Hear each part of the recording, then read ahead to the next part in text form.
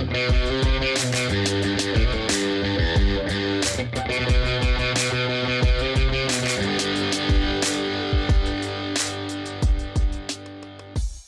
happening, folks? Welcome back to the 182 News Podcast. This is your host, Poppin' Curbs, and today we are going to take a deep dive into the new Blink-182 album One More Time with one of the people who co-produced, co-wrote, and engineered on it. We are joined by an extremely special guest, Aaron Rubin.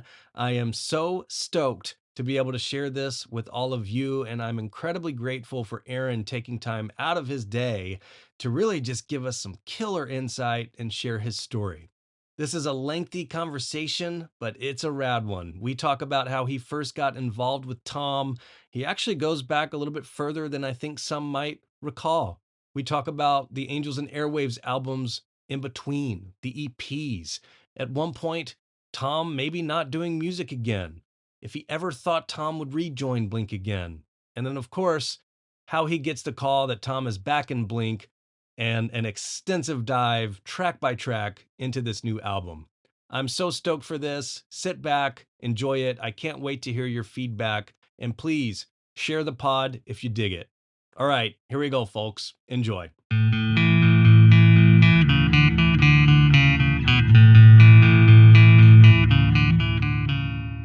All right, folks, now joining us on the 182 News Podcast, super special guest, producer, engineer on some of my favorite projects ever, Aaron Rubin. Aaron, what's happening? Not much, just middle of my workday. Way to go. That's all right.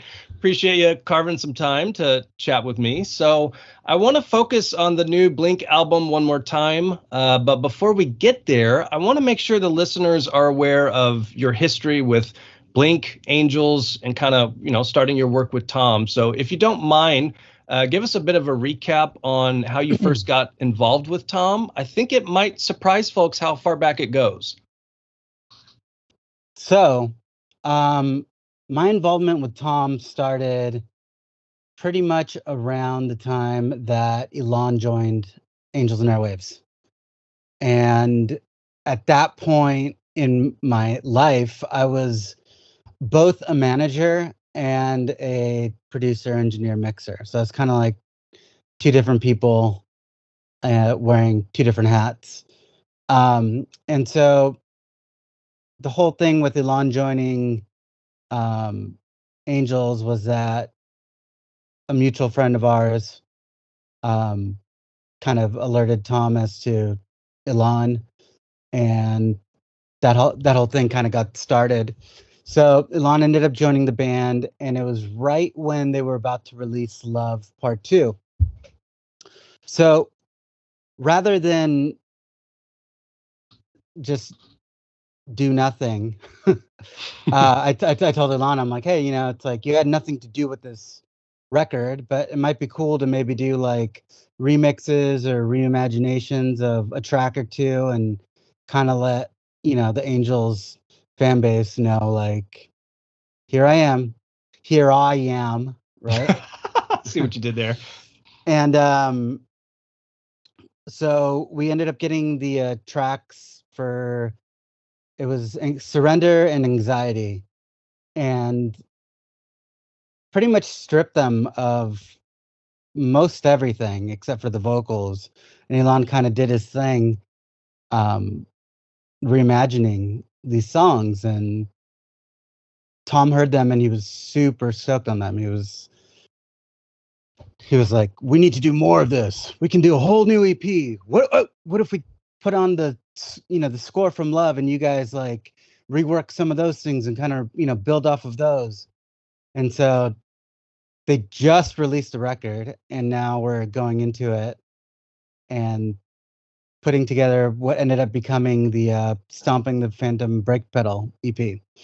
So that got turned in probably about mid-December.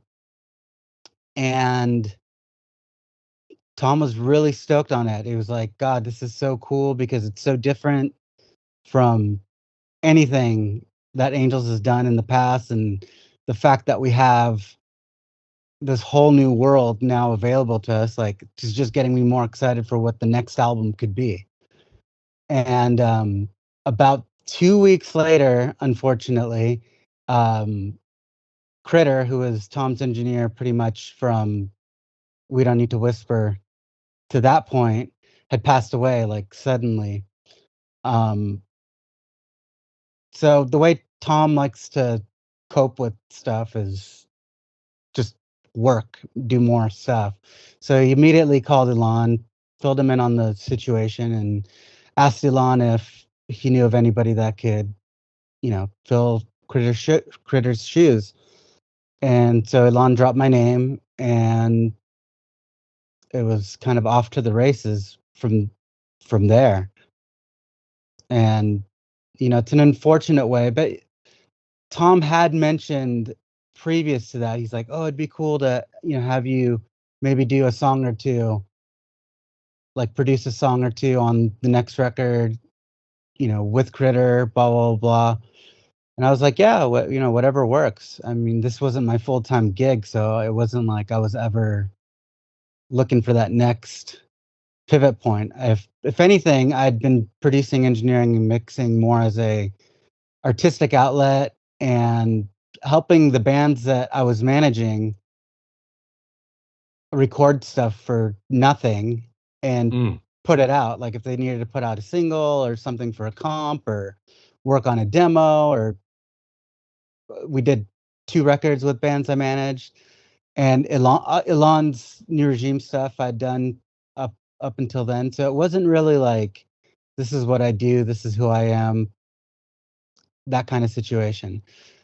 And yeah, that's kind of where everything started. And then he was still out with Blink for a bit. Elon was still out with Nine Inch Nails, obviously. So there was a little bit of touring for Angels, and then it kind of went into like Blink and Nine Inch Nails time. But we ended up starting at that point the Dreamwalker probably about a year later.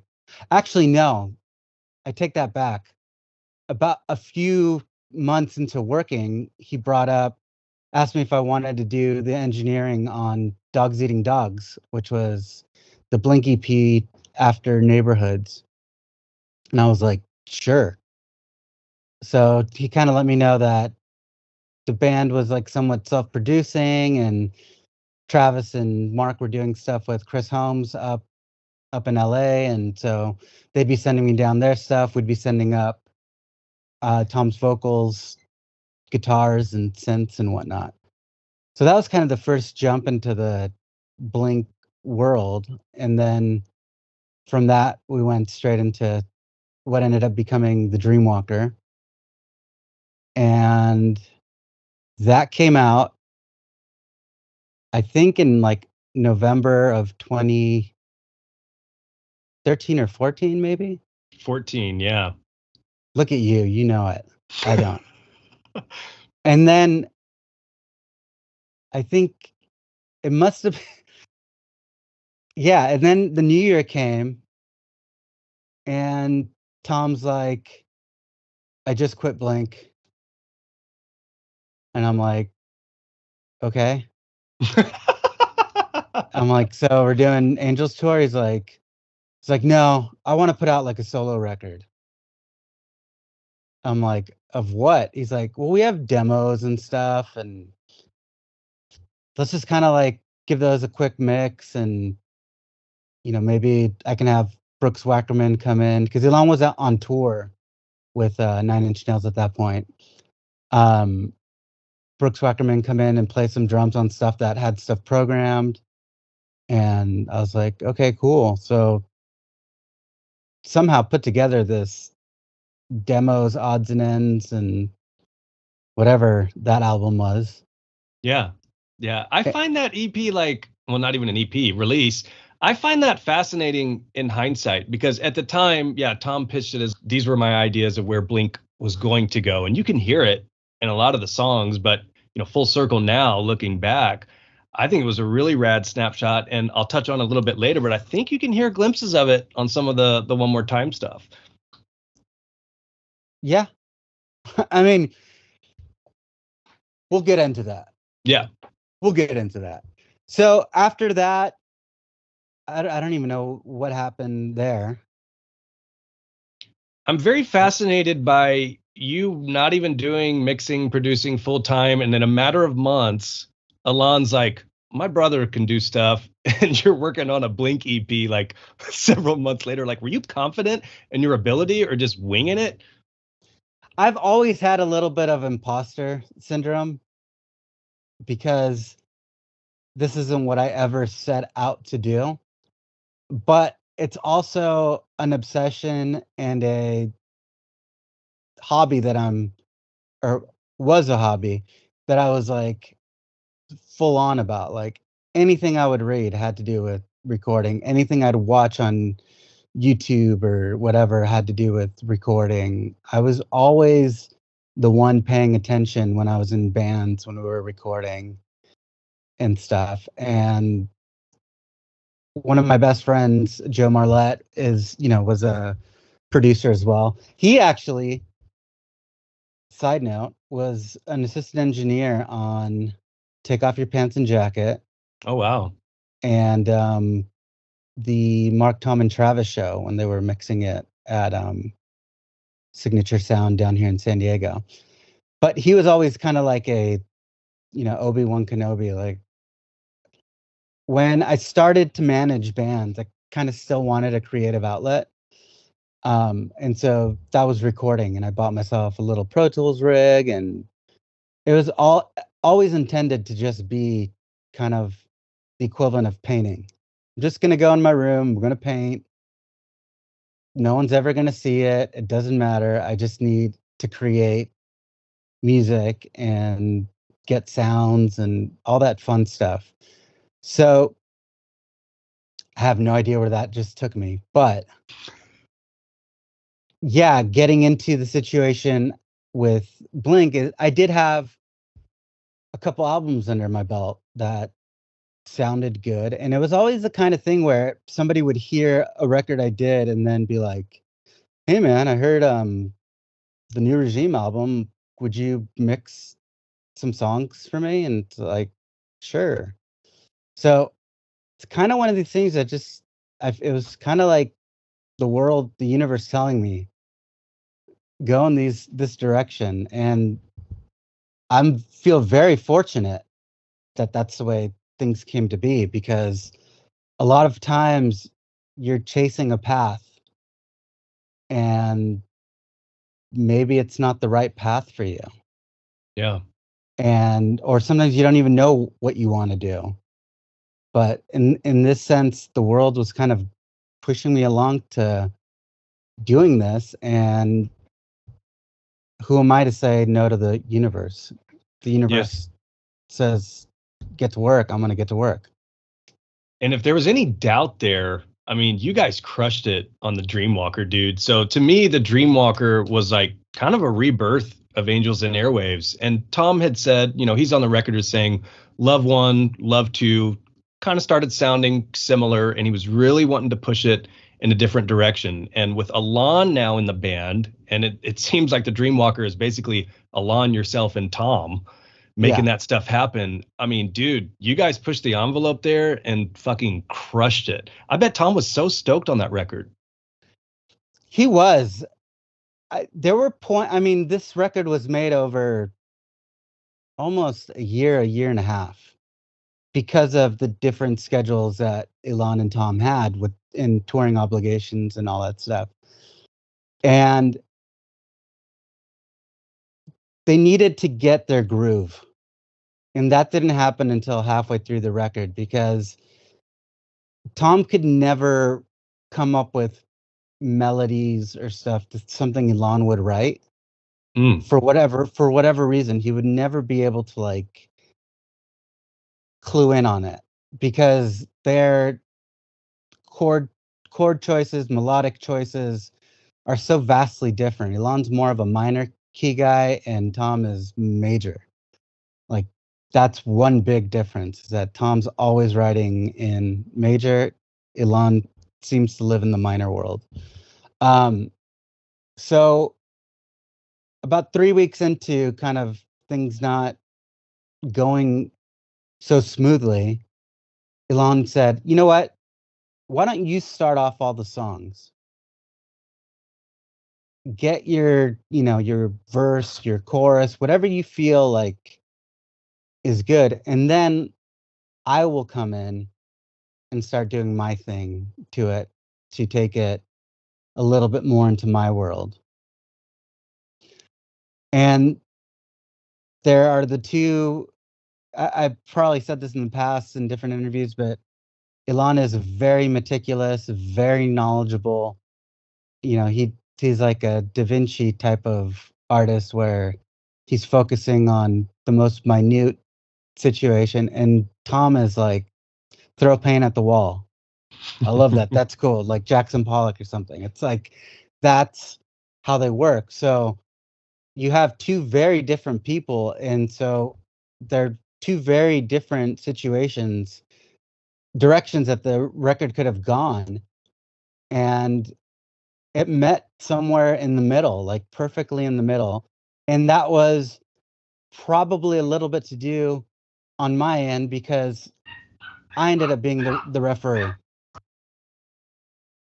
And I was almost like the Elon whisperer to Tom and the Tom whisperer to Elon. It was like I could translate because me and Tom kind of have a lot of the same musical background with like the whole Southern California punk scene, like the whole Warped Tour thing. Like I was way into that. Elon is like at that point had maybe 8 bands on his iPhone, iPod, whatever, and it was like the greats. It's like the Beatles, Led Zeppelin, Queen, The Police, Radiohead, Nine Inch Nails, and that's where, and a ton of classical music. Like he just loves classical music.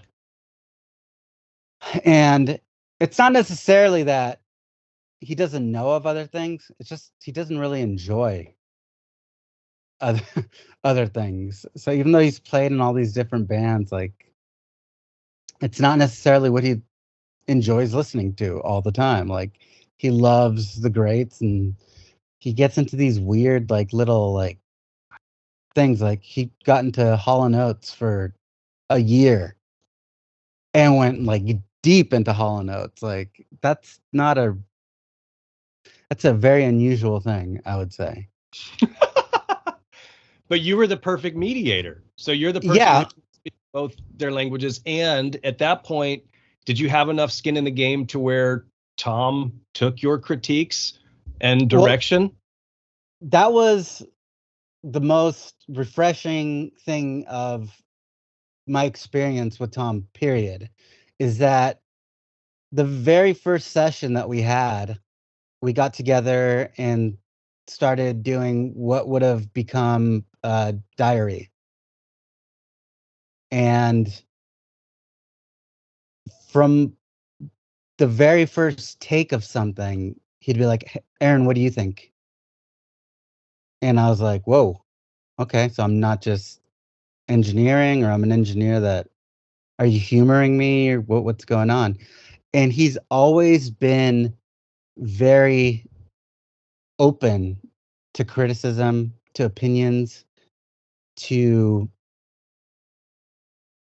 if I wrote something better or Elon wrote something better, like the best idea wins. Like he just wants to make the greatest bit of music that Yeah. he could possibly make at that moment. So right away, he'd ask me my opinion, and I'm a terrible liar when it comes to stuff. Like if I don't like something or I love something, like I'm very vocal about it. And that works.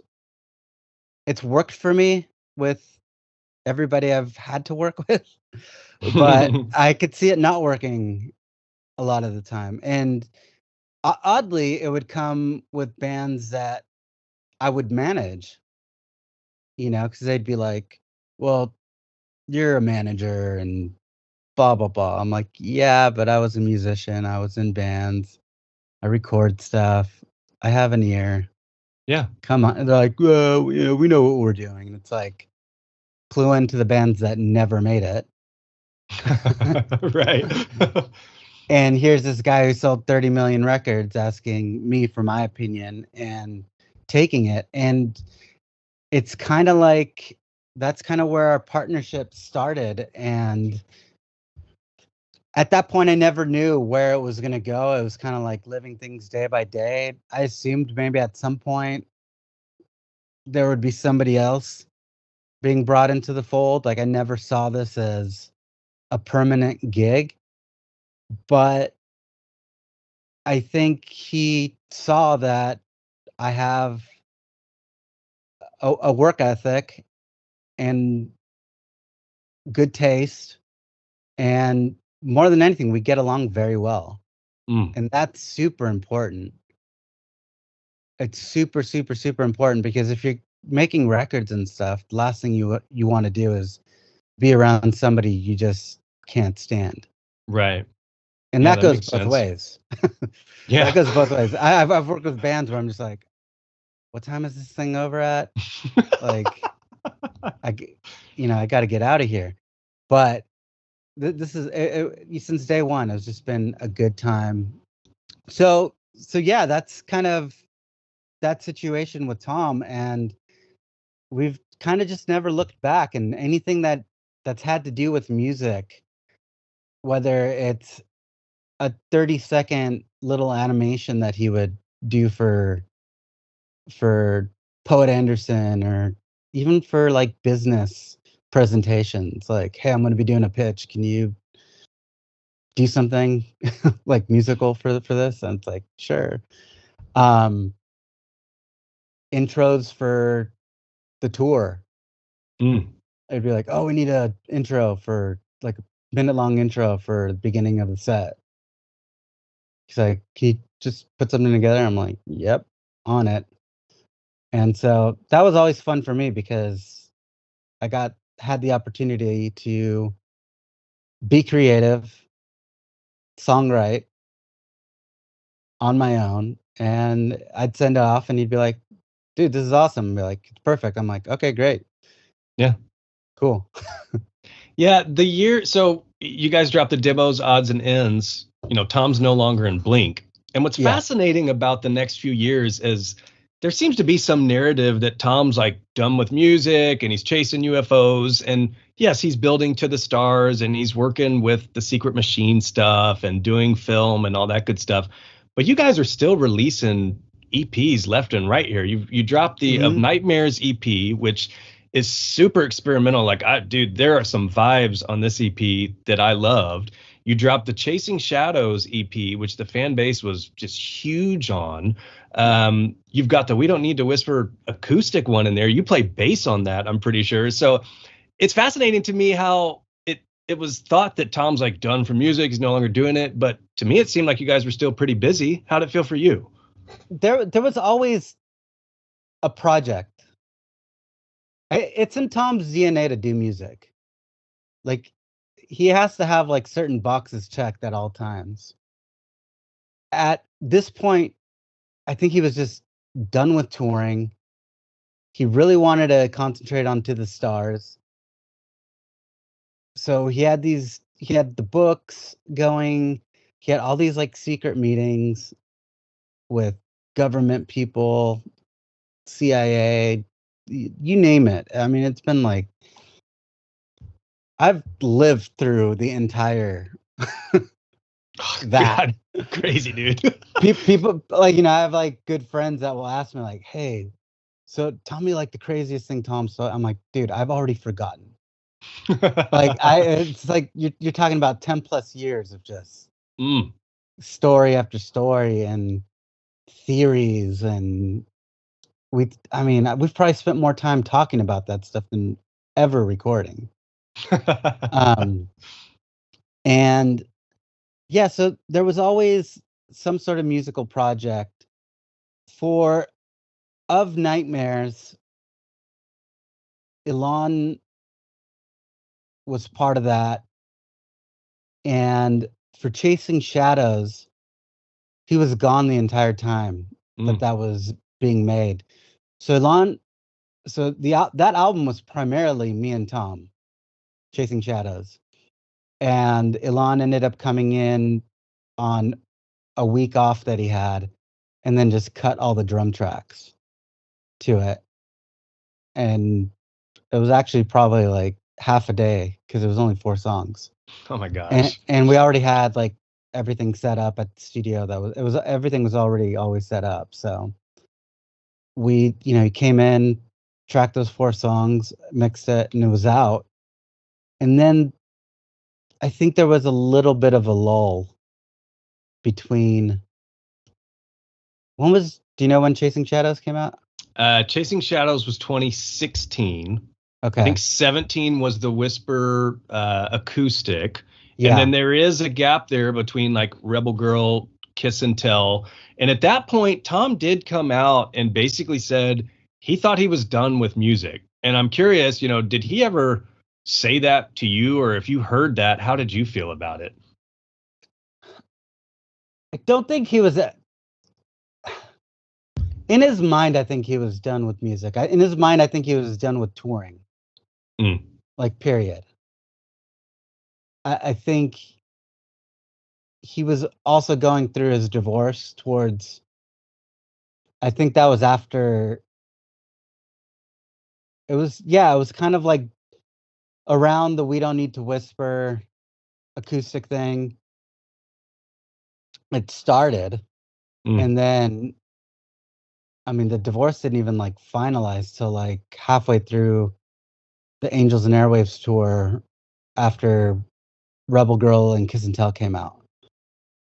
So I think he was really like beaten down by that whole situation.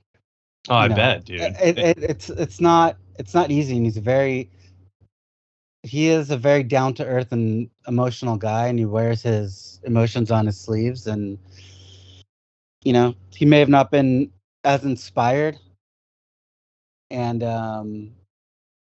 that's kind of where he was right then and there. And then I think after the divorce and all of that stuff, we headed into like COVID. And so that was kind of all right, looks like we got to do it. Like, let's finish the record now that COVID's here. And we ended up spending a lot more time than I think we would have, which I think was good, because I think Lifeforms is probably the record I'm most proud of the Angels catalog. I kind of feel like the Dreamwalker was a good starting point, and I think Lifeforms, we ended up in a very good place. And I think that place it stopped being more of Angels and Airwaves proper, where everything had to be, art and this grandiose thing and the soundscapes, and it started becoming more about the vibe, and it started encompassing all of Tom's personality. Yes, dude, that's one of the things. I'm sorry to cut you off. That was one of the things that when it gets to Lifeforms, man, I was going to bring up, because there's a couple years, 2019, Rebel Girl, Kiss and Tell, Tom goes out on tour for the first time in 7 years. And I was so happy for him. And he said, he had personal shit going on. Everybody thinks he's crazy, chasing UFOs. And I felt that tour was just so important to get out there and kind of feel the love from the fans. And when I had, Jeffrey Pereira on, who tour managed on that tour, he was talking about like how important it was to make sure Tom felt that and was having just the best time on that tour. That happens. COVID hits. You guys are still working on Lifeforms. When Lifeforms drops, dude, like my 2 takeaways were it's so versatile, and it just felt that it's no longer like Angels and Airwaves is stuck in this love 1, love 2, like you said, grandiose, like synthy sound. It felt like Angels was finally at a place where it was just whatever Tom wanted and however he felt. It was no longer like this is an Angels song, this is a Tom demo song, this is a Blink song. It's so versatile. You had stuff like No More Guns, you have heavy stuff like Euphoria. So I thought that was so rad. I was so happy for you guys on the album, dude, because it fucking rips all over. And then Thank you. the other part of that I was just super stoked for was, just how much the fan base appreciated that and just how rad of an album it was. And to have Tom just fully back into music, and dude, he still got it. Like anybody who doubted Blink and Tom, or anybody the past few years or throughout the EPs or whatever, like, dude, Tom still had it on all these songs on Lifeform. So I was like, man, anybody doubting Tom the past couple years, you're fucking crazy, dude, because this album is fire. Yeah, it was Tom got to be Tom. And I think that at some point left the universe. I don't know if it was like the transition between um Blink to Angels, and when they were doing both Blink and Angels. Well, when he was with Blink, he got to do, be that Tom. When he was with Angels, he got to be a different Tom. And I think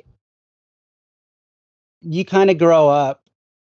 I mean, talk about somebody who's grown up literally in the limelight. And I think that's probably why there's a big connection fan wise with Blink 182. I mean, the Blink 182 fan base is like entrenched in their lives, because in a way they've always been like the cool big brother, or like, oh, these are guys that I would hang out with, like these are my kind of people. And I feel like Tom just got to a point where he's just like, I'm just gonna be me. I'm Tom, whether I'm in Blink, whether I'm in Angels, whether I'm a director, whether I'm chasing UFOs, like I'm Tom DeLonge. And that's who have to be. And it's like, yeah, Yeah, of course. that time period, what I also loved about that as a fan, it seemed like it was right around that time that Tom and Mark and Tom in the Blink camp, they were finally cordial again. And as a fan, I was stoked because we kind of had the best of both worlds at the time. Blink was active, happy, touring, making albums. Tom over here with Angels seemed happy, rejuvenated, touring, making new albums. And as a fan, I'm like, this is fucking rad. Like, what more could I ask for right now? I literally saw Blink perform Enema front to back one weekend. The next weekend, I'm seeing Tom with Angels and Airwaves. Like, it was a really cool little era of Angels and Airwaves, I felt. Yeah, that's how I felt when At the Drive-In broke up. And Mm, then we got Mars Volta and Sparta. I was yeah. like, this is cool. I just got two amazing records Right. that were like, Yeah. whoa, awesome. But yeah, it was a good point in time. There'd be moments, you know, where there'd be connections between Mark and Tom, uh, Tom and Travis, like, case in point, what's the name of the song? Talking Terrified. Terrified. So that song was actually written before we started any of the Angels stuff. Mm, And Tom was thinking like, oh, I think it was like the 15th anniversary, 15-year anniversary of Boxcar or something. And he's like, man, it'd be so cool to put out like reissue the vinyl and maybe put a single on it or something. Um, I want to write like a Boxcar song and send it to Travis and see what happens. So we ended up tracking that song and sending it to Travis. Travis was like, I love it. This is cool. Rearranged a few bits and bobs here, sent back his drums, and Tom laid down his vocals, sent it back to him, and that was the end of that. like mm. like there wasn't. I think we just started working on the what ended up being Life Forms, and Blink was working on their album as well, and it was kind of like got forgotten about. Yeah. And Yeah, so I mean, there's been stuff. It wasn't. It was bleak for a while, especially like in that beginning part, and when they were going back and forth in the press, and that really like was.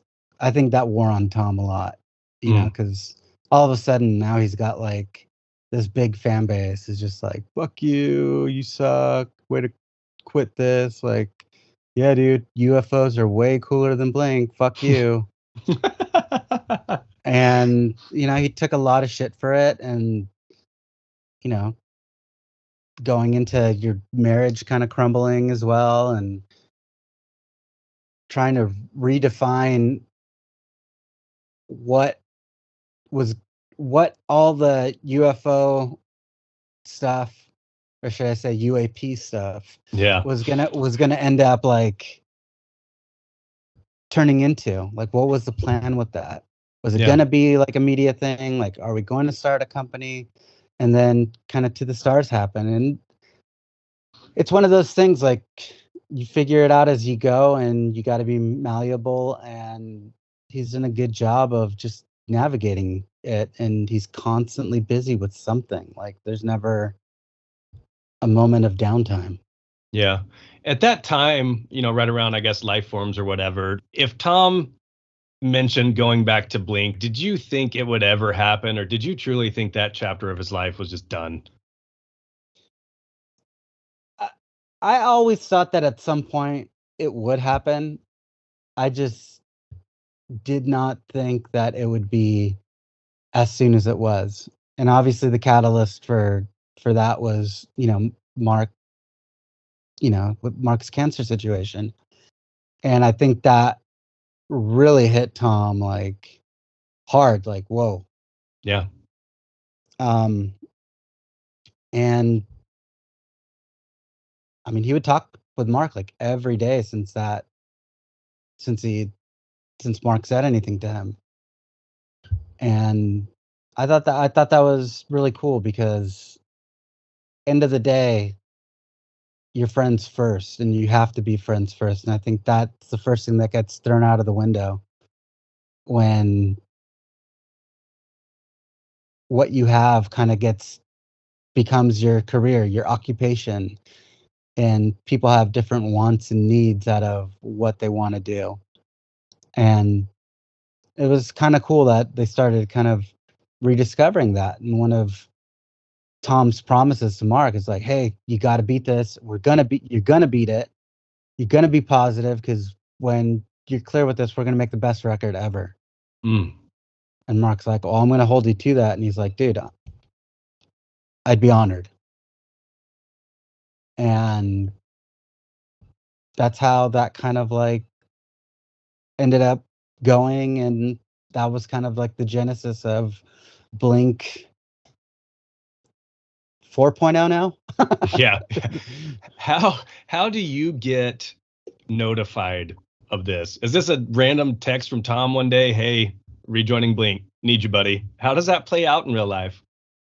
It was, yeah, I just dropped off my girls at school, and he called me. He's like, "Hey, what are you doing today?" And I'm like, "Probably gonna go down and mix some stuff." Because at that we were working on Monsters of California, Mm. the soundtrack during that time. And so I was like, "Yeah, probably working on soundtrack stuff." I go, "Why?" He's like, "Well, I think Blink's getting back together, and we've gotten together twice now to kind of work on songs, and I got some tracks, and I kind of want to re-record some stuff, and work on stuff." And I was like, "Awesome. Like, yeah, I'll be right there." Yeah. And that's oddly how it goes with me and Tom. Like, we don't have a set schedule. I usually just wake up to a text saying 10 a.m. and it's like, okay. It doesn't matter what we're working on or whatever. It's just, if I have a text from Tom that says 10 a.m., it's like, I'm there. And is this something now? He's shown pictures of, what looks like his new at home studio or whatever. But I mean, is that your working environment for you two? You run over there and it's at Tom's crib. That's where we do all of his. I mean, at this point, we weren't even there yet. Mm. We were. He was kind of like in this in between from when he moved out from the house that he had with Jen and all that stuff, and he had been bought this property and he's rebuilding the house and took forever, and especially with COVID and all the permitting and all that stuff, we were just kind of like in this. It was kind of like two. It's kind of like two like townhomes on top of each other. Mm. So he lived in the top one, and in the bottom one, it was like a full on 3-bedroom like apartment type thing, Mm. or 2-bedroom apartment. And so that was the studio. And so the studio was actually in what would be the master bedroom, but but it was cement like cement flooring, brick walls. Like it was like the worst environment for sound ever. Like we'd be recording stuff and then I'd listen to stuff on the way back home and I'd be like, God, this sounds so bad. It's not what it sounds Mm. like in there. So it was always the worst situation in that place. And we actually started the Blink record there, and worked probably till about August or July or August of 2022 there. We started the Blink stuff in January of Mm. 2022. Was that stuff that he had ideas sitting prior, or is it like Blink's back together, we're starting fresh, here's the ideas, let's get it rolling? Yeah, so what they would do is plan on meeting every other week, and they would get together at Travis's studio for 2-3 days, write some songs, record basic tracks, almost like demos. Mm. But then Travis would keep on working on drum stuff at his place. Mark would go back to his place and work out bass lines and vocals and whatnot. And Tom would go back to his. Everybody would go back to their own headquarters and kind of like work on the songs and whatnot. And then later that started bringing ideas to the table as well. Like, but there was nothing that was written, with the exception of Terrified, before that these sessions. Mm. I'm curious, because you worked on Dogs Eating Dogs, and the narrative for some reason is that things maybe weren't so cohesive. Chris Holmes said that, everybody was working out of their own studios, which at the time maybe was a tad weird, but really in today's world, that's how it's done. Maybe Blink was just ahead of their time. I'm curious, when you see Blink, this version of it that seems like super happy, motivated, rekindled friendships, is it any different right away than 2012 Dogs Eating Dogs sessions, or from your viewpoint, not so much? Here's my take, and this is coming from a person who's started as a Blink fan in San Diego, like saw them at Soma in the Mm. 90s, like before they were what they, the monster that they turned into. And it always felt to me that Neighborhoods and Dogs Eating Dogs was like a plus 44 Angels and Airwaves compilation. Yeah, that's fair. You'd have songs that what Tom was writing at the time could have been Angels and Airwaves stuff. What Mark was writing at the time could have been uh, plus 44. Like Totally. it didn't have that code, like what Blink to me was. Then going into the Skiba years, it felt like the same thing. Except there was no more of the Angels and Airwaves type Yeah. situation. This time around, I think they got into the room And I think they're all very aware of the importance of each member in that band. Mm. It wasn't a matter of like, well, we could do it without you. We don't need you. You know, you're replaceable. All of that was out the window. It was like, we are three cogs in one machine, and without one of us, it's not Blink 182. Mm. And so I think at that point, and how things had kind of come more from a place of friendship and wanting to move forward on making a record and not just necessarily having to make something because there was a tour or whatever. I think that it came from this genuine place of the three guys got in a room, they wrote three songs, and immediately, whether it sounded good or not, it sounded like Blink straight Mm-hmm. off the bat. I was like, whoa, now we're talking. Like, this is what was missing. And that's kind of my take on the whole situation. And yeah, I think people have to grow up and kind of realize maybe I'm not the. I felt like they all thought that they were the reason why Blink was big.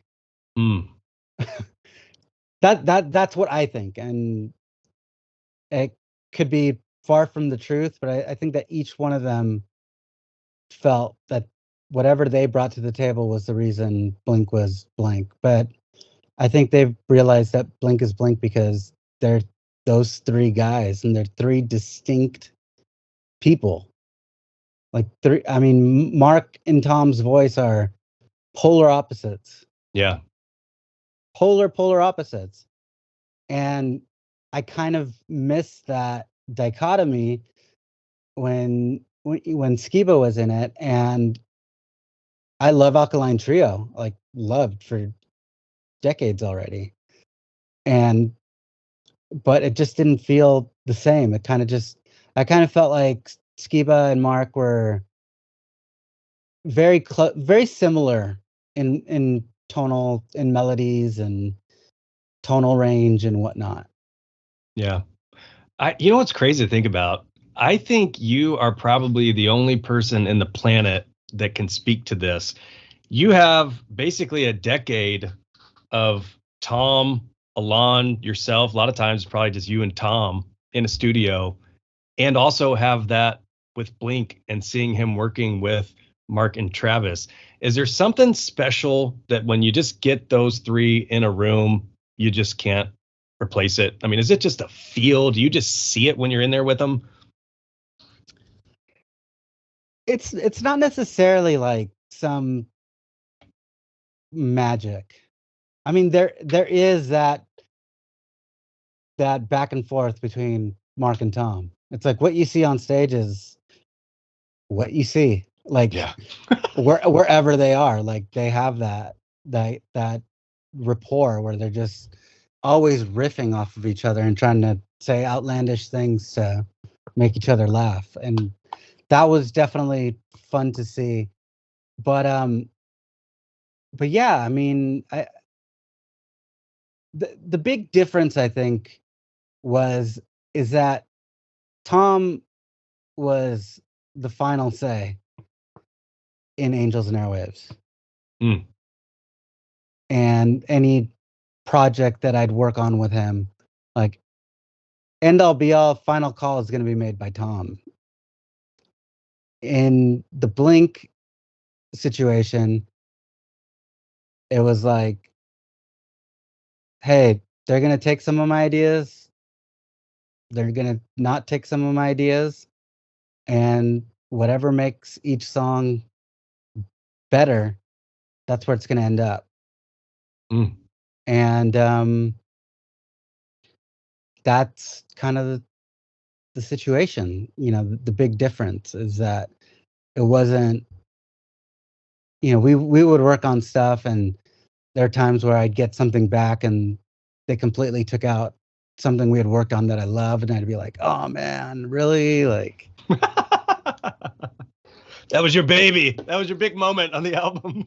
yeah, but you know, you're part of a team, like in this project, and it was good. There was a semblance of relief because end of the day, it doesn't fall on my shoulders. Yeah. And if something like I always feel like when you're producing a record, if everything's gonna end up on your plate until it's done. Yeah. Um, and with this album, you know, we would turn in stuff, get stuff done, and that final say ended up being Travis. Yeah, I'm curious on that. When these sessions started, I mean, was it apparent that Travis was going to be producing, and then you co-produced a lot of that? So how do you kind of realize, okay, I'm co-producing this one? How does that play out? The way, okay, I wasn't hired as a producer. I was hired as an engineer. That's it. The problem is that Tom and I, the way we work is 100% collaborative. It doesn't matter if it's Angels, it doesn't matter if it's a soundtrack, it doesn't matter like what it is. Like we just have a system and we just go. And I'm not shy about saying, I don't like that. I think you should change it to this, this, and this. And him going like, hell yeah, that is cool. Yeah. Um, and in the beginning, I think Tom was a little bit afraid to have me change something that may have been written by somebody else. Mm. And he'd be like, just let's not touch anybody else's stuff. Let's just focus on the guitars and the vocals and whatnot. And, maybe we can send like whatever the version is that we have and the version is that of what you're thinking. And then, you know, if they like the version that if they don't like the version of what you were thinking, then we at least got what they wanted done. And so everybody was kind of like being almost too respectful, but given the situation, I understand, like, the Yeah. last thing you wanna do is, like, bring back some PTSD of yesteryear, and then it's like, you're back there. Yeah. And as things kind of progressed, I started kind of putting in a little bit more of my ideas in there, and a lot of the stuff that I got co-production credits on were things that started off in San Diego with Tom. Mm. So you have like Anthem Part 3 that was like written like in a day. Wow. It's like going through stuff, sent it over to Travis. Travis was like, dude, this is awesome. Like Mark flipped over it. And like we would leave these pockets obviously for Mark Mark to do like that. At that point it was what was considered a bridge in Anthem Part 3. Um Actually no, it was a verse. But Mm. it's such a weird like arrangement that it feels like a bridge even though it technically is a verse. And not much production wise changed on that. Um so for me it was kind of like it would be cool to get, co-production on those songs, and the band and Travis were cool about it, and that was that. Um but that was pretty much the formula. So like Blink Wave was another one that I got co-production on, and that was a little bit of a different one. That was Mark coming down to Tom's, and the three of us were in the room and kind of put that together and then sent it over to Travis. Travis laid drums down and he ended up changing the bridge, which we had just put as more of like a placeholder, but it really tied things together. And truth be told, I didn't even know that there was vocals on the bridge until the album came out. That's funny. And I was like, oh, that was really cool. So I was pretty stoked on that. Yeah, you've already kind of teed me off on Anthem 3, but I do want to transition to the One More Time tracks. And I just want to get some of your thoughts, like if it's a funny memory or just some cool insight into the tracks, if you don't mind. So, Anthem 3, you just told us, that's one that basically came together in a day. That's rad. I'm curious, when you have a sequel like this to Anthem 2, which is one of my favorite Blink songs ever, did this song naturally like earn the title of Anthem 3, or was it, hey, we need to make an Anthem 3, that'd be cool to kick off this new Blink era, and then you create it? How did that play out? When we start songs, I have to name the session something. So usually Tom will have an idea and he'll play it for me on guitar or something. He's like, I want it to be like fast and these are the chords. And I heard it and I was just like, I'm like, all right, cool. So I guess I'll call this one Anthem Part 3 just to be funny. And that just happened. Oh shit. Wow. And I was like, all right, let's kind of build an intro that's kind of similar to Anthem Part 2, and then it kind of just went from there. So I feel like we crammed a lot of that side of Blink into that song. And there's certain things that I think Travis drumwise brought to the table that to me clued me into bum bum bum, that was going into the kind of like going into the choruses. He kind of did this bum bum bum, and that one reminded me of everything. Oh, from Take Off Your Pants and Jacket. Yeah, it was. I don't even know the name of that song. That melody's ringing a bell, but yeah, it's is it Please Don't Remind Me, Put My Butt Behind Me, Yeah, that one. Yeah. Yeah.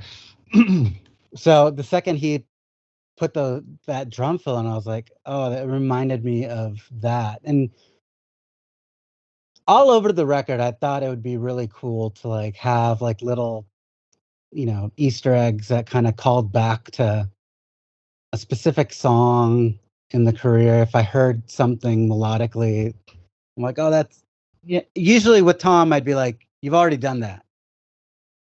You've already had that melody in a song. It's this song. And I'd have to kind of be that. We got to write something different, because you already did that. I think with this album, I was a little bit more, I felt better about little things like that reminded me of something melodically from a past Blink song or something that felt like it'd be on a past record. Yeah. So, and yeah, I mean, Anthem Part 3, I was like, if you're going to name a song, it's got to live up to it. And I think it's one of those things where people saw it and they're like immediately drawn, like, oh shit. Dude, when I saw it and I saw it as the opener, I'm like, yeah, oh my gosh, they got some balls on this. Like this is gonna be tough to live up to Anthem 2 for sure. And when I listened to it, dude, I was fucking blown away. And then I think the song is over, and then it just fucking crushes that outro. And I'm like, oh my God, let's go. Yeah. Killer song, dude, for sure. Number 2, so Dance With Me. This was one of the later releases. This is one that you had co-produced. Man, I'll tell you, the first time I heard this chorus, I was like, this is huge. I can envision soccer stadiums belting these olays out when someone scores a goal. I'm curious, do you have any like fun insight you could share on how this track came together? Yeah, that was actually one of the second ideas that we started when Tom started kind of putting ideas together. Mm. And it started off as like this. I had an intro, and I was like, "Are we doing intros? Like, is that kind of?"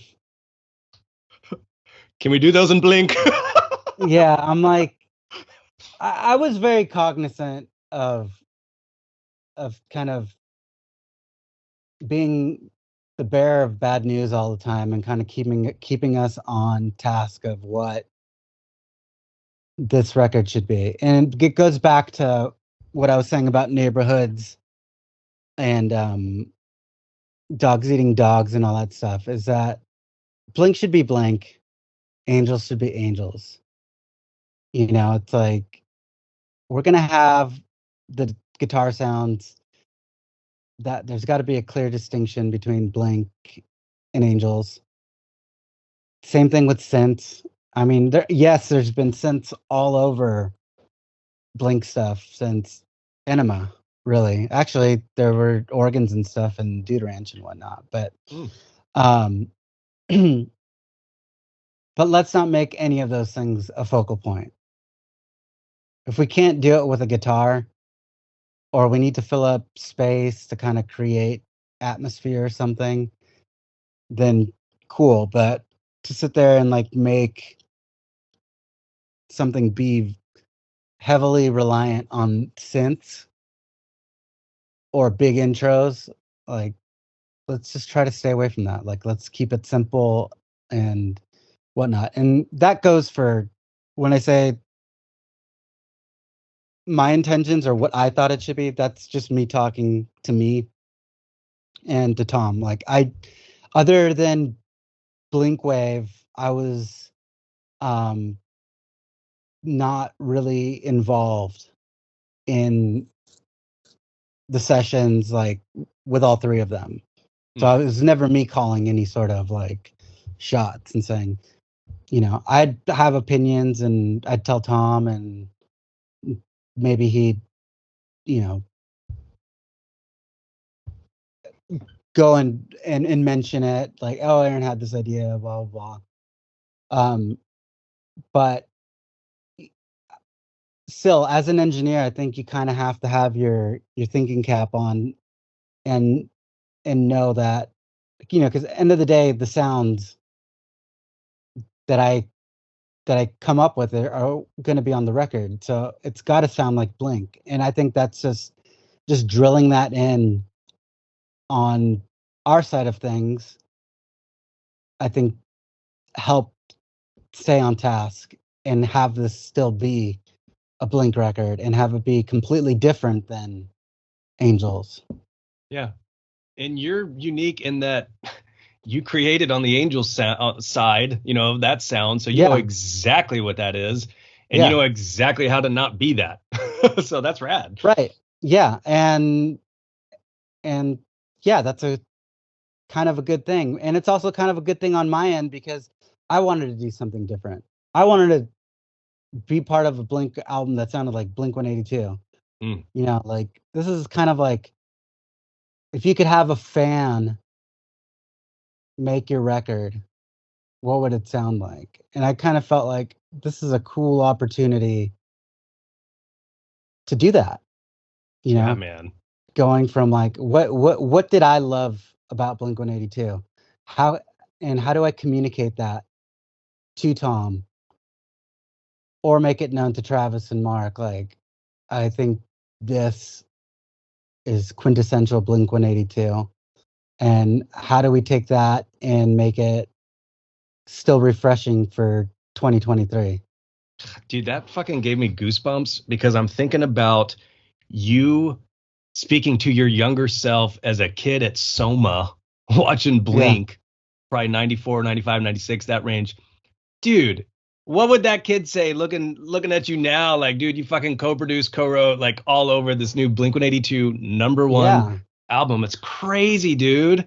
It's absolutely insane. And it was a completely different feeling than like all the Angel stuff, just because it was Blink is its own beast. It's its own world. I think Blink 182 is bigger than Mark, Tom, and Travis.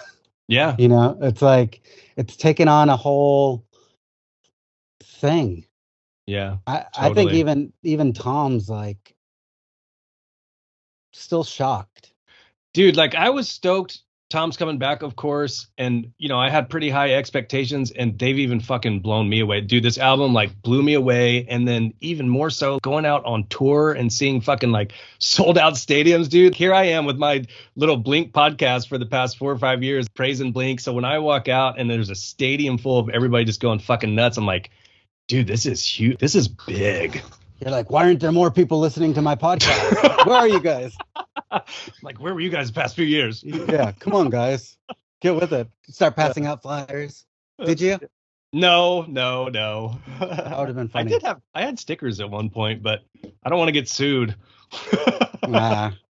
Track number 3, so Fell in Love, and when I saw there were 17 tracks, my take was this is gonna be versatile. And Blink, even if you don't categorize them, if you had to, it's gonna be pop punk. I figured there's gonna be stuff that will probably sway more towards pop. Then of course there's probably gonna be stuff that sways more towards punk. This one clearly sways more on the pop side of things. I'm curious because I think some of the production at the very beginning maybe caught some of the fan base slightly off guard. People complaining online. Imagine that. Any fun facts or tips about this? Because I think it's catchy as fuck and dig it. There's always been that aspect of The Cure ingrained into Blink. So I think that song started up over at Travis's and was already kind of done-ish by the time I got it, and it was time for Tom to lay down vocals and whatnot. And yeah, as far as that one goes, on my side of things, that one was more tracking guitars, vocals, and turn it in. Yeah, I gotcha. Okay. You talked about Terrified a little bit earlier, and this is one of the questions I had. You actually already answered it, but a couple years ago, Travis and Tom kind of start teasing that there's an unreleased Boxcar Racer song, and everybody starts fucking flipping out, as you know. Yeah. I was curious, was this truly an old BCR demo or whatever that was sitting? Was it truly, born 3 or 4 years ago? It sounds like it was 3 or 4 years ago. Is that accurate? It was truly born in 2018. In fact, I might have the hard drive with the inception date. I actually don't have it on this computer. That's okay. Actually, I have it somewhere. But yeah, I mean, that one has I've seen people ask me if it was a song that they played one time live or that's on YouTube, and I'm like, no, that song was written. I was there. I was there. And honestly, I was shocked that it was brought up to be on the record. But I think it was a cool addition to the record. I think it was definitely later in the album making process. The only thing that was written differently was the bridge. The bridge was new. That was done this year. I love that bridge, dude. It goes. Yeah. I'll tell you, like, when people beg for BCR or Plus 44, part of me as a fan is like, it's almost unfair to ask them to recapture the sound of those albums. To me, BCR and Plus 44 are such unique timestamps of the band and where they were as a band or not as a band at that time. So when I had heard that there was a new BCR song, eventually, Travis tweets out, this is going to be a Blink song, so I'm thinking that's rad. But I was kind of almost worried, like, will this sound like BCR? How will it sound? And dude, it takes about 2 seconds into that intro riff, and it's like, I'll be damned. That's a Boxcar Racer sounding song for sure. And I Yeah. think it spoke volumes, I think, for the band to have Mark come in and be on that. And Mark said that recently. He said the old me, my ego probably wouldn't have taken it that well.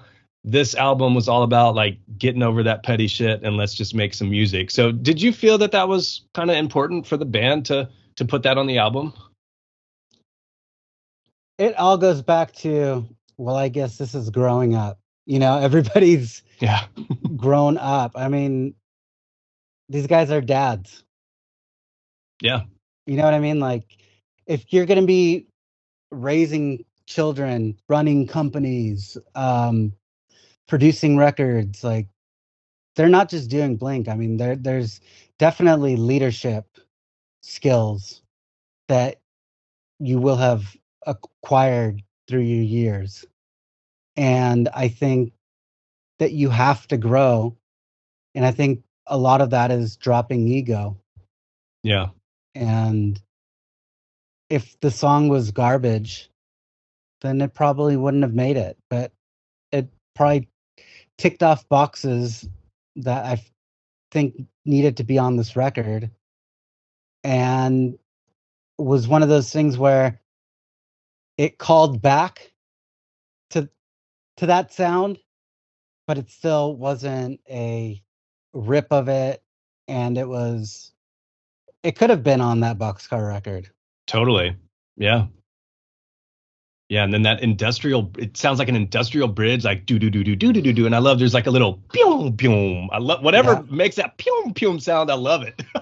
That was Travis. That was I actually, when I got that bridge, I did not like it.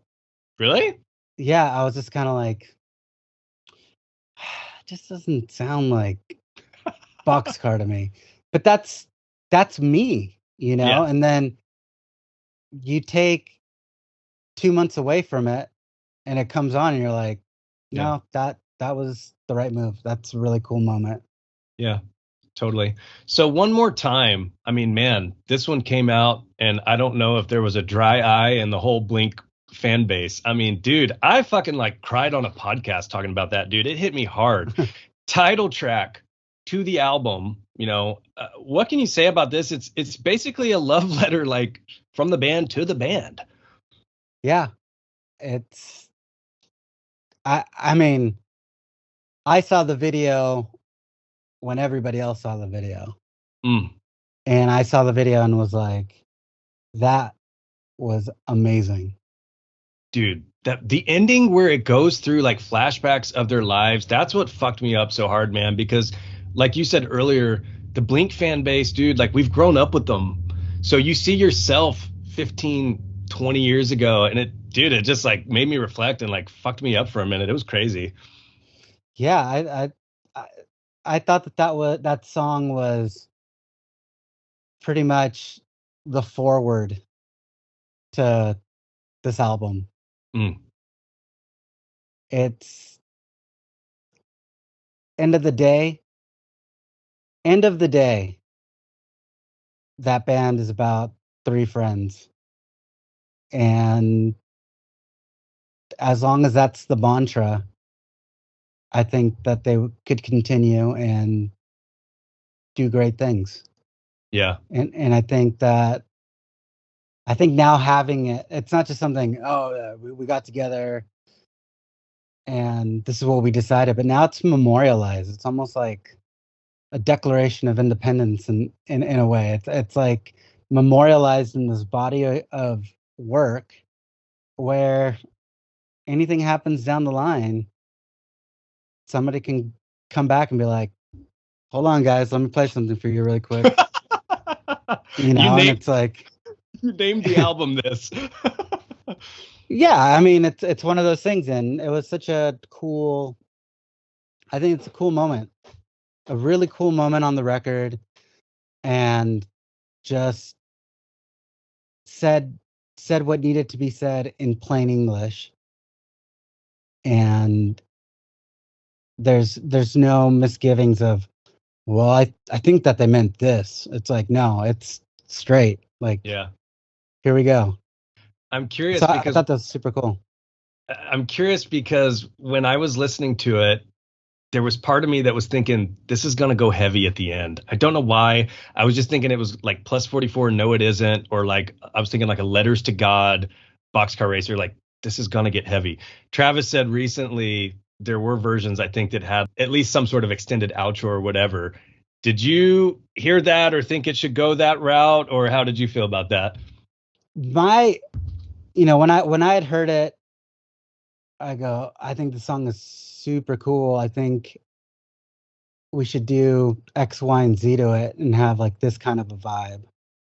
I was almost thinking like almost like a Peter Gabriel in your eyes kind of a vibe, where it was still this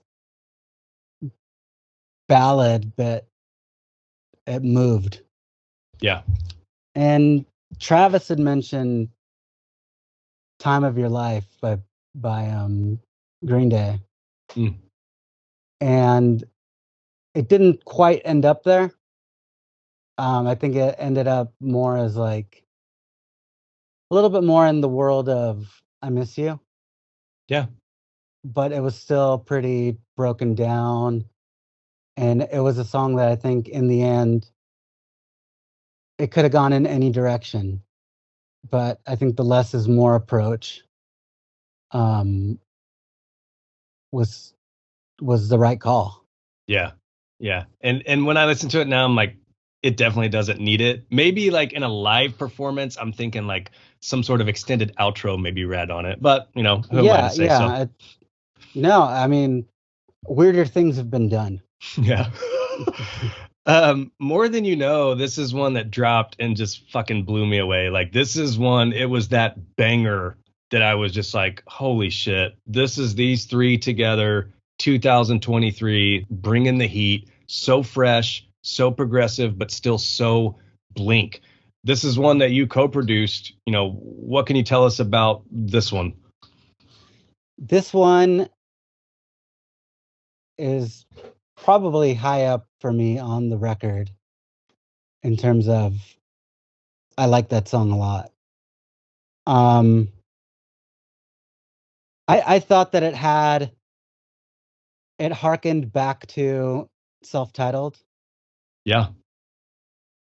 but I also thought that it was also the new Blink as well. Like it was refreshing. It was different, but it still had that energy.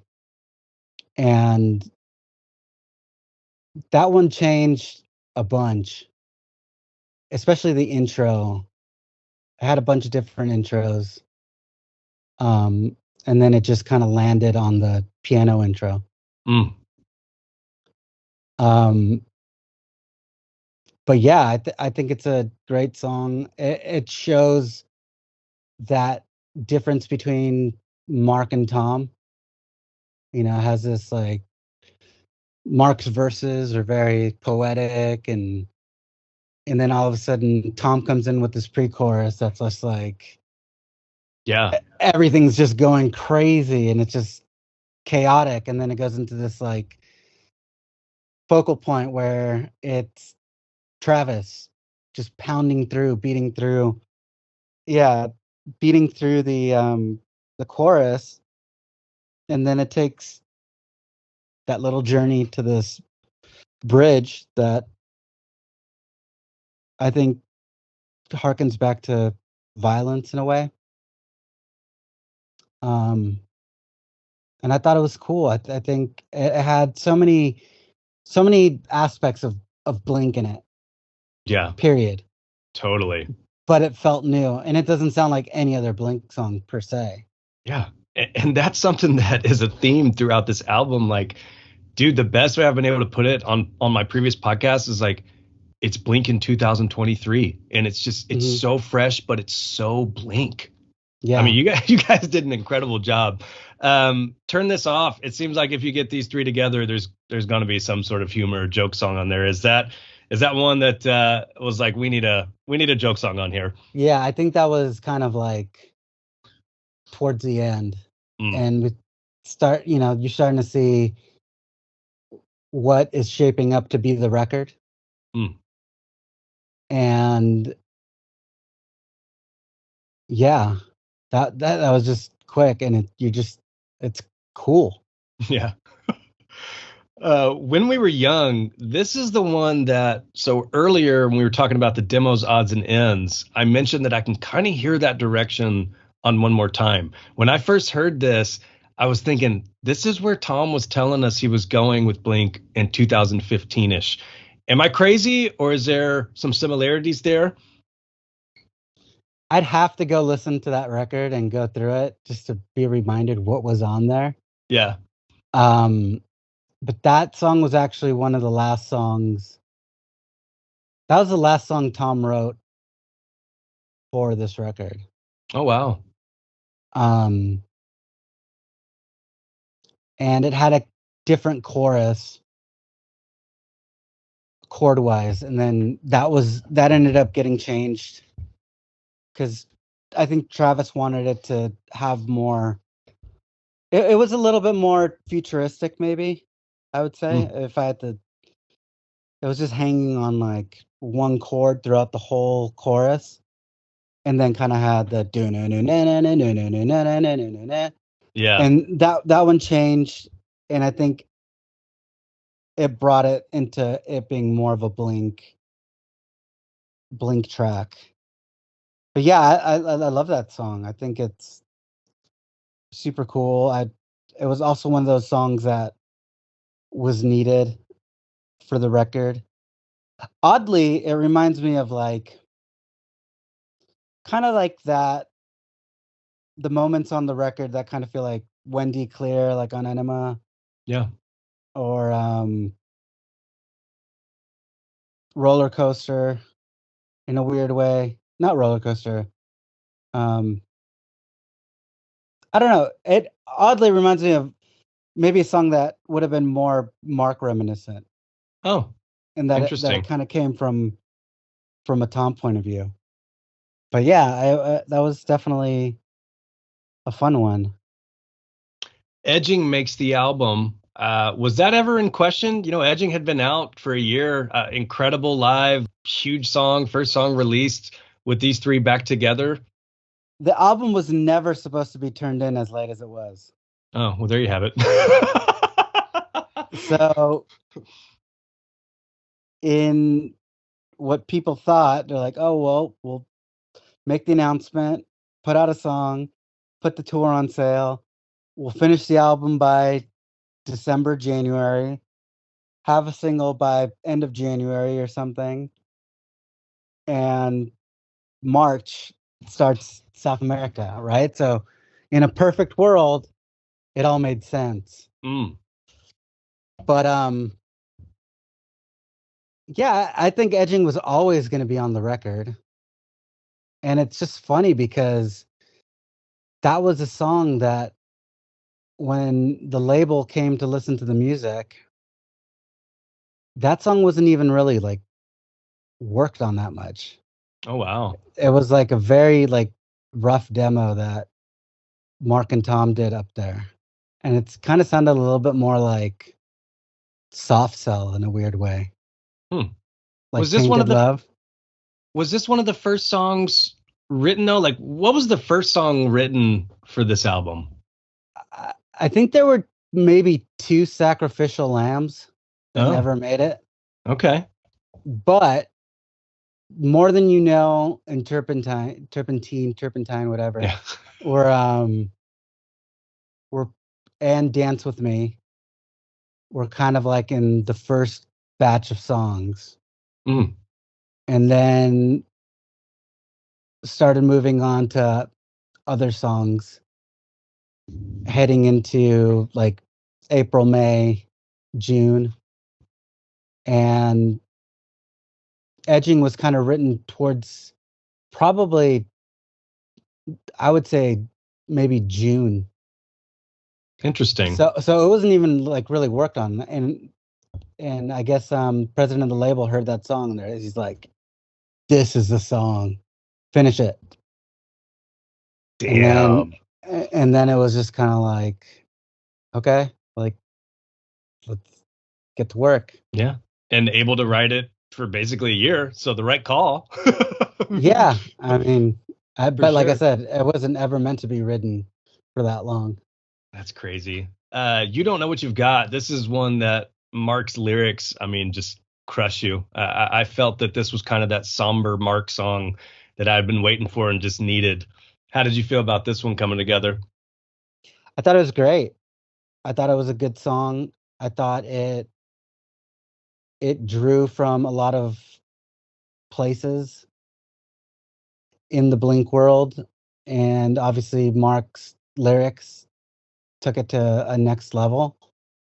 And this one was one of those songs that it was just kind of like, all right, I'm gonna do the chorus.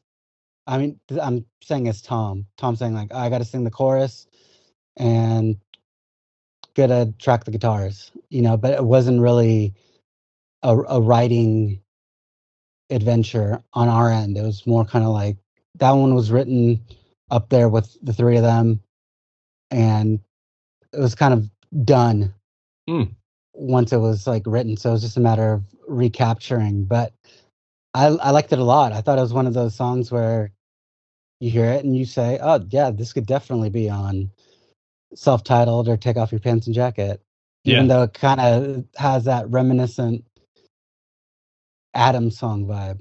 Yeah. Yeah. That's how I felt about it. Blink Wave, you hit on earlier. I don't think we have to jump back into that one. Bad News. This one was just like a fun, like of all the take off your pants and jacket sounding vibes that I could ever hope for. I feel like they're captured in this one. Yeah, it was a song that was sent down, and Tom's like, "Whoa, this is really fast." I'm like, I'm like, it's probably gonna take me a few times to get these guitar parts done at this tempo because it's like I haven't played anything this fast in so long. I was like, but yeah, I thought it was another great addition to the record that felt like it played a role that it's like each one of these songs has like a placeholder that I feel there are songs on Take Off Your Pants and Jacket and Enema of the State and even self-titled. You could say like, oh, this song is definitely that song, that song. What this song, that song, and that song did on those three records, that's what this song is. Mm, And I don't know that that was I don't think that they meant to do that. mm. I don't think it was like, where's our dysentery Gary? Right, right. Where's our this song? But it's one of those things that just kind of fell into place so nicely. I love that it was Blink, but it had a lot of like these. It called back to a lot of like the Fat Records Epitaph sound. Yeah, and even on Tom's like, dude, his vocal delivery and when Tom rejoins Blink, you don't know necessarily what Tom you're going to get. Are you going to get kind of Angels and Airwaves sounding singing Tom? And when he comes back like on Dance with Me, dude, like in the verses, it's nasally high pitched punk Tom and he's spitting, dude. He's flowing. I mean, I was just shocked by how good and fresh all of this stuff sounds. Yeah, I think a lot of it is just kind of knowing what each song needed. Mm, What, and I think in the past, a- and this probably, like I said, goes back to the whole neighborhoods dog eating dog situation. I think in the past, Tom maybe looked at things and said, "Well, I want it to be a Blink song, but I also want it to be like cool and different and more of a representation of where I'm at right now." yeah. And I think that was completely dropped on this record, and just kind of like knowing exactly what the song needed and what would make what would consciously make these songs a Blink-182 song as opposed to an Angel song or a Plus 44 song or anything that Travis has been working on as of late outside of Blink. It was more about creating with Blink in mind and wanting to make it Blink-182 as opposed to making Blink-182 something else. We get to Hurt, and call me crazy, dude, but I think I get like some Of Nightmares vibes on this. Dude, I love this little interlude. Like, it's sick. Was that ever a full song? Like, do you get Angels vibes on this? To me, this seems one where it's like, here you go, Tom. Have fun with this one. That was a song that we sent in as an idea, like, hey, check out this idea. And I was like, it's a little too like Angels World for me. And I didn't even know it was going to be on the record until I heard it on the record. Like, I was like, Hurt, what song is Hurt? And I put it on, like, oh, that's Damaged Eyes. Oh, was that the working title or whatever? That was the working title. Wow. And I honestly think Travis just ended up playing drums over what we had sent and was like, all right, this one's done. Damn. And it's just going to be this. Because it's kind of like half a song. Yeah. I mean, it's short and to the point, but it also, like, it's a perfect part in the sequencing in the album to kind of break it up, switch moods a little bit. And then you roll into Turpentine, dude, which fucking blew me out of this world. You said this was one of the first songs kind of written for this album. Dude, this song is like so unconventional, but it's just killer, so fresh. I feel like this is all the good experience of all these dudes combined into one on a fresh Blink song.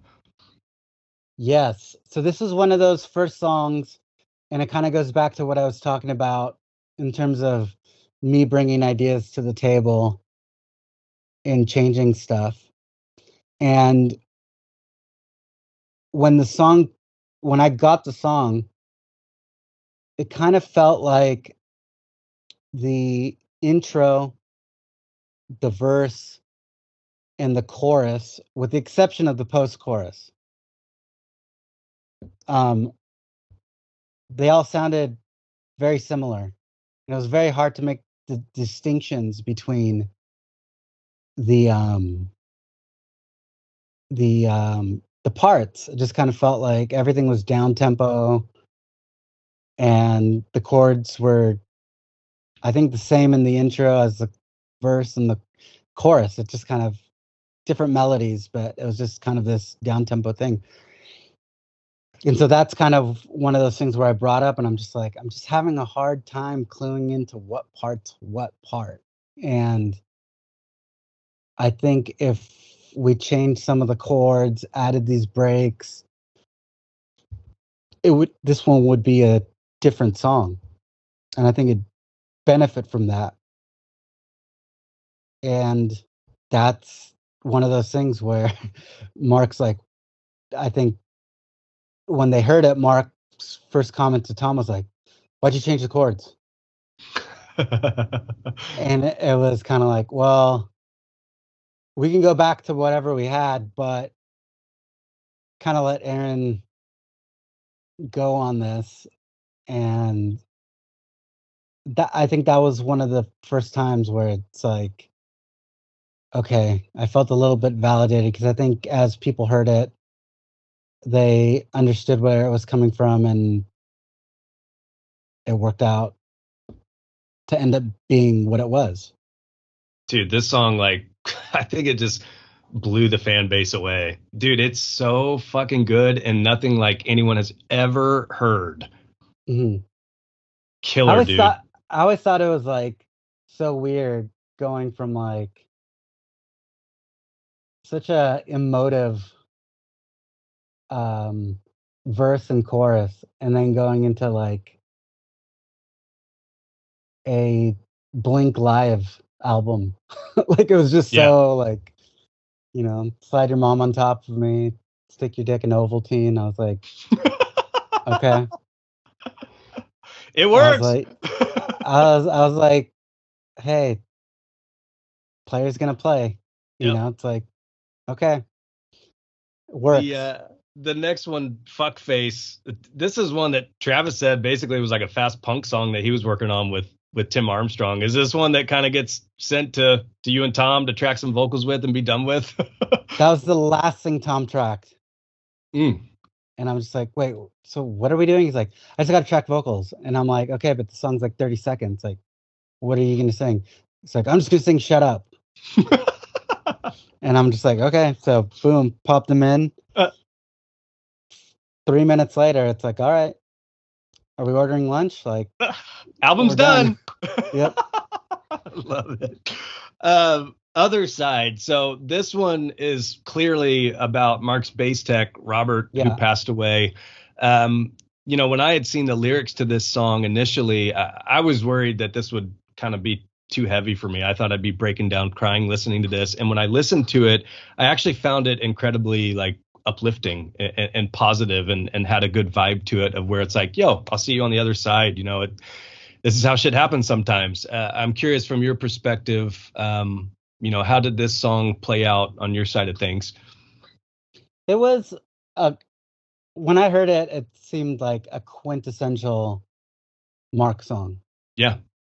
Like it, there's no fat on it. It's just, you just glide through that song. And obviously the lyrics you're not going to mess with because they're so heartfelt and it's about a relationship. And for me, that was like a fan moment. And it was like, all right, Mm, what should the Tom contribution be on this? yeah. And it, it was just kind of trying to keep things as like, take off your pants and Enema of the State for me. Kind of have that vibe. Like, all right, let's just play guitar. Like, honor what was written. And yeah. For the gearheads listening, what was most of this stuff tracked with from a guitar perspective? Guitar perspective, it started off with Tom's usual selection of guitars, which were his Gibsons. Mostly for the Gibsons, mostly for like rhythm guitars. He has this Explorer that we use as kind of like the second guitar for rhythms. Mm. And don't tell him this, but he bought that Explorer because Jerry would always do it, like use an Explorer for the second rhythm guitar. Interesting. And he always harkened back to Stay Together for the Kids. But he went and bought like this Explorer that came out, I want to say like, I don't know when it came out, but it was called like the Gothic series. And it's matte black, and it has like nothing to do with probably what Jerry would have had as an Explorer. But it's one of those like funny things. We call it the het for James Hetfield. Let's get the head out. That's Um, funny. so it's usually like one of his Gibsons and then either an SG or that one. But then in November we got the first prototype of his new Starcaster. Yeah. And that thing sounded awesome. We were just Mm. like, Tom was like, I cannot believe how easy it is to play this guitar. With that Strat neck, but still the big body he's used to. Yeah. And he fell in love with that guitar. And I've never seen Tom get excited about musical gear Yeah. ever. He's not a Ever. gearhead, from what I've heard. Like Mark is, Tom's not. Tom is not a gearhead, but he goes and buys gear because it looks cool. or it looks inspiring to him, like, or because he heard somebody had this, you know. But it's never been like, oh, I picked up this guitar and it was like I had to have it. It Mm. was always like, yeah, I went to Chicago Music while we were on tour, and that amp looked cool. That pedal looks super gnarly. I don't even know what it does, but it's cool. I love it. And that guitar looks cool too. And that's kind of what he would go by, or it'd be stuff that he used in the studio with Jerry, and Jerry recommended this guitar with this pickup or blah blah blah. So this is the first time like he had picked up something and like I genuinely saw like an excitement, Oh, that's rad. and he would just love it. Like, and Mm. he still picks it up and is like excited about it. And then he started drawing on them and I'm just like, but then I'm just like, you know what? It's exactly what it needs to be. And but yeah, that Starcaster was something that I had been dreaming up.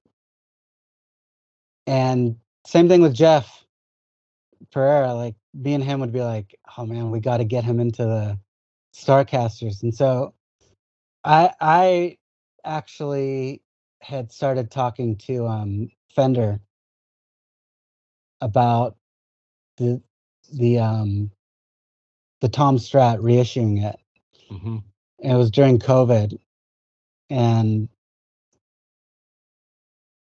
they were like, "We don't care that Tom doesn't play Fender anymore, but it would be so cool to put this out." I'm like, "I agree with you." And I think Tom would be like at this point in his career, like down. So it's kind of started having those conversations at the beginning, and then COVID hit. All the factories kind of like went down, and that conversation kind of got tabled until we started working on the new record and the world was kind of coming back together. And I talked to Michael Schultz over at Fender. I'm like, hear me out. Would you guys send a Starcaster to Tom? I think I can sell him on it. Mm. And he's like, dude, we don't make the Starcaster anymore. In fact, we don't even have a way of making it because they didn't have the tooling or whatever. And I think the only tooling that they had was like for the Squire, and those were like made in Korea or Indonesia, and I don't even know. And I'm like, I think we can get Tom back to Fender if we can get him this guitar. Mm. And we started going down that road, and he's like, listen, we can make some custom shop, but in order for it to be like made like properly factory wise, I think it's gonna have to be, I don't know that we'd be able to do it. And I'm like, well, humor me. Yeah. Can you just Try. can you just make four? He's like, okay, well, what do you want? I'm like, just take the Strat neck and put the Starcaster body on there. We'll figure out a pickup and just keep the one knob. And then whatever else the custom shop thinks it needs in terms of what's going to make it stay in tune and sound awesome, like I'm all ears. And Tom wanted the Dirty Fingers pickup in Oh, there, which yeah. was in his 333s at Gibson. But then we realized, and I didn't know this, that it was an actual Gibson pickup. They're not going to pop that in. So that wasn't going to work. And so I had a conversation with Alex Press, who's at the custom shop, at Fender, and we started talking about pickups, and he's like, "I think it should be either a JB or a Duncan Custom." And then I heard both of I already knew about the JBs because I had JBs in some of my guitars. And then I heard the SH5, which is a Duncan Custom, and I was like, I think Tom would love this because something that Tom likes is that he likes a high output pickup to cover up his sloppy guitar playing, but he also likes the note to be heard. And I felt like the Duncan Custom had that. And so I was like, if it's good enough for Eddie Van Halen, it's good enough for Tom, right? And Tom gets it. He loves it. And he's like, all it needs is just a couple penises drawn on it, and we're in good shape. That was literally it. Like he plugged it in and it was just like, wow, done. Mm, We don't even that's have to like try to make this fit. It just like fit perfectly. And after that, it's like that was our primary guitar for the rest of the record.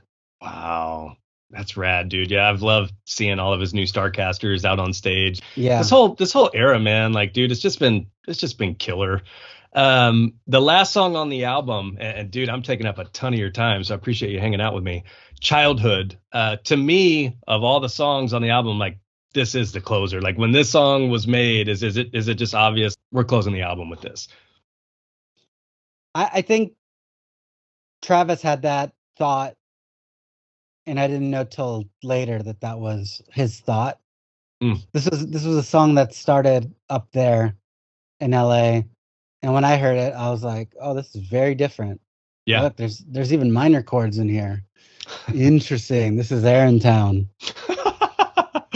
And yeah, I think there were guitar parts because Tom was just kind of like, I don't really don't know what to do here. I don't know what's Yeah. gonna make this more blank. I'm just like, I don't know. Why don't you try this? Try that. So there's like little riffs here and there that I actually got to writing that are in there. And but it was such a cool way to end the record, and it fit the album perfectly because the way Zane Lowe put it for this record, he felt like it was like Enema of the State grew up, and I think that that was such a great way to look back at your youth. And I think Blink's always done that, but I think Blink's always done that in a way that it's been nostalgic, and they kind of put themselves in the shoes of where they were at that moment. But I think that lyrically, I think this song was more them speaking now about their youth Yeah, for and sure. being older. And I thought that that's always been a mark of bands that have been around for a long time and continue to be relevant. I think that that's something that they do. It's, we can't necessarily be what we were, but if you take on the perspective of where you are right now, you can look back, you can look to the present, and you can look forward. That voice, I think, is what could propel you for longevity. Mm, yeah, And totally. I think that they came to this album with that mindset.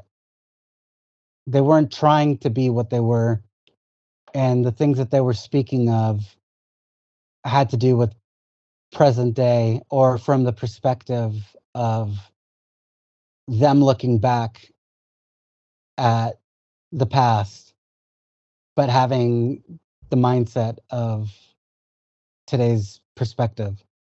Yeah. Yeah, I thought it was a perfect way to close out the album, dude. I mean, front to back, man, like I've said, this album just fucking blew me away, man. So, dude, congrats to you, your team, your involvement. Dude, thank you on behalf of the fan base, man, for like being part of such an incredible album and albums, you know, going into Angels and stuff. These albums mean a lot to us, and I hope you guys feel that and are proud of that. Oh, I definitely feel it because when anything goes wrong, first person to get DMs is this guy. Yeah, and leading up to it, people just DM you and instantly post it on Reddit and whatever. It's funny, dude. Like I get messages sometimes, like people trying to get shit out of me, and I'm like, dude, you guys are fucking screenshotting Aaron Rubin all over Reddit. I'm not telling anybody shit. And I had no idea that was happening. Yeah, that's like hashtag Aaron Rubin. Like you've made me, not you, but the people sharing your shit are making me like never want to reply to a DM. That was definitely weird, and I'm never gonna go above and beyond and say stuff that hasn't already been said. Yeah, And likewise. that's kind of like my perspective. But I also have a perspective of a fan where people want to have questions answered. So people ask gear questions. It's like, yeah, I have no problem answering those questions because I would have loved to like DM Jerry Finn back in the day and be like, hey, what'd you use on this? Not that I'd be able to get that tone because I had that piece of gear, but it's a learning experience. And I think knowledge is we live in a world where you can have your answers questioned and your questions answered. Yeah. And you can also have your answers questioned, right? You can, yes. But I think that's a cool thing. And yeah, I have no problem imparting knowledge on people if they have questions and whatnot, because we're all just vessels. And if people want to learn, then cool. Now, am I going to sit there and answer every question? Like, what was Tom thinking when he wrote this lyric? It's like, I don't know. I don't know. And when's the release date? And when's Deluxe coming? And why is this lyric wrong? Yeah, and even in the printed material. Of which I got the answer to. Was it just timing on production? I don't think anybody in the band ever responded back to the emails and double checked the lyrics. When I was listening to Terrified over and over and over, I'm like, there's no fucking way he's saying welcome here. I've been listening to Tom forever. That's not welcome. He's got to be saying we'll go, right? Am I right? It is we'll go. Okay, Jesus. I'm like, this is driving me nuts. Not only that, here's a funny one. I have 2 daughters. One's 8 and one's 3. And they've actually been listening to this Blink record in its infancy. Because I would play songs in the car after, when I pick them up from school, and that's kind of like my moment to like listen to the songs and out of the studio. And my older daughter Mina would be like, I like that song. That song's really good. Or, yeah, I'm not a big fan of that song. And what's really interesting is that the songs that she did not like did not make it to the record, and the songs that she did like made it to the record. Oh my gosh. In a weird way. So I'm like, you have A&R ears. But anyways, my wife gets all like weird about them listening to stuff with explicit lyrics. Yeah. And so I'm just like, all right, fine. So they just had gotten an Alexa for their room. And so my daughter would be like, hey, Alexa, play Blink-182 one more time and start the record. But it would automatically default to like the clean version. So the other day, Turpentine was on. And they had bleeped out in the pre-chorus, I think the word is phone. And they had bleeped it out because they thought it was fuck. So that one word that's not a bad word is cut out in the clean version. They're basing it off of the incorrect lyrics. Either lyrics or what they thought phonetically. Did you just say fuck? So That's I thought that was weird, and I was like, oh my god, like. So I hit up management. I was like, what is the deal? Like, I can't handle all these DMs about lyrics and stuff. Like, I'd be more than happy to just go through them all and like update them. yeah. That's funny you But mentioned about listening with your daughters in the car because I'm the same way. I got two little ones that I'm taking to daycare, school, whatever. And we listen to Dance with Me all the time. My son, he's all about the Olays, but I have to kind of self-censor the masturbation joke at the at the beginning. So when I get to that track, kind of turn it down a little bit.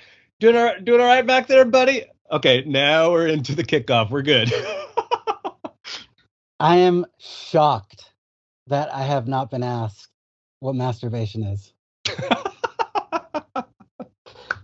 I am shocked, and I'm just like, I don't want to have this conversation with an 8-year-old. It's just when you have fun with it. I'm like, I don't know. I think Tom just made up that word. But yeah, it's funny because about right when Edging was released, I would say probably like a week or two. I don't know if you remember, Tom posted a video of two kids singing Edging on I'd have to on go his back. Instagram. I'd have to go back and look. That was my daughter and her friend Oh my gosh, that's awesome. singing them, and it's just like when I fucked her in church. I'm just like, so I sent it to Tom. I'm like, thanks, dude. He's Thanks, like, oh my man. god, can I post this? Oh my gosh, I love it, Yeah, dude. Well, yeah, man, you have spent more than enough time with me, man. I really appreciate your insight on all of this. I'm gonna get you out of here quickly on some rapid fire, if you don't mind.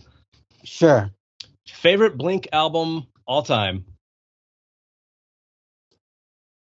I would have to say uh, untitled or self-titled. Okay. Favorite Blink song all time?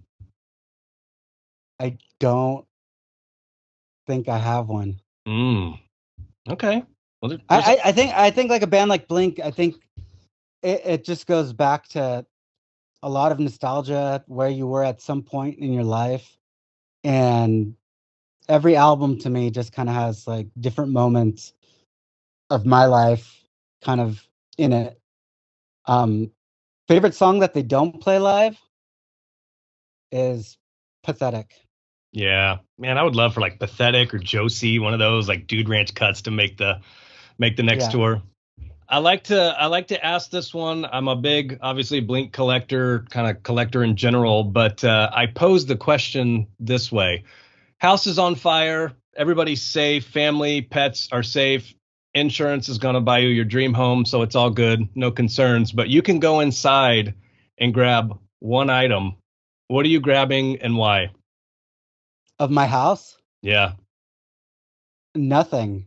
I don't have anything of value in my house. Well, then that sounds peaceful. Yeah, I have all my like all of my gear is at my studio, and yeah, I feel like so good about that. That dude, that's rad. I would be stressing the fuck out, dude. I was like, I think the most expensive thing in my house is like my TV. Which is Actually, replaceable. probably my MacBook Pro, Okay. but I don't care Yeah. about that. All right. Well, Like, man, who cares? I appreciate your time. Is there anything that you want to end off with as far as like telling the fan base or talking to the fan base? No, I just really appreciate everybody who has enjoyed the record and listened to it with an open mind and enjoyed it. I think it means a lot to me because it's probably thus far the biggest record I've worked on, and I do have you know little pieces of me in there. But I think that's something that was injected from a fan of the band. Yeah. So that's kind of like me being all y'all's representative. Man, well, we appreciate it. You got a number one album, man. Not too many people on the planet can say that. It's rad. No, it's bonkers. Yeah. Well, Aaron, thanks so much for your time, dude. I really appreciate it. This was such a pleasure on my part. Thank you for having me. No problem.